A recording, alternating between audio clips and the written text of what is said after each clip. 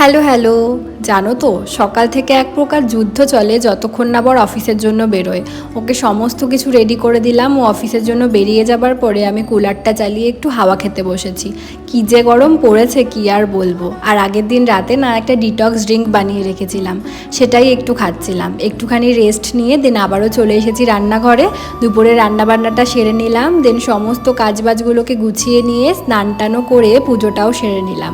এরপর বসে পড়েছি দুপুরের লাঞ্চটা সারতে। আর আজকে লাঞ্চে বানিয়েছিলাম ভেজ ডাল, একটা ডিম আলু দিয়ে তরকারি করেছিলাম, আর সাথে ছিল একটুখানি স্যালাড। খাওয়া দাওয়া সেরে নিয়ে একটু ঘুমিয়েছিলাম। বিকেলবেলার দিকে উঠে একটু ফ্রেশ হয়ে বসে পড়েছি যোগা করতে। অনেক দিন ধরেই স্টার্ট করব ভাবছিলাম, কিন্তু আজ করব কাল করব করে হচ্ছিলই না। ফাইনালি 3-4 দিন হলো স্টার্ট করেই দিয়েছি। আর যেহেতু সকালে সময় হয় না, তাই বিকেল দিকেই করি। এর মধ্যে বড় চলে এসেছিল। ও ফ্রেশ হয়ে যাবার পরে দুজনে 2 কাপ চা নিয়ে বসেছি।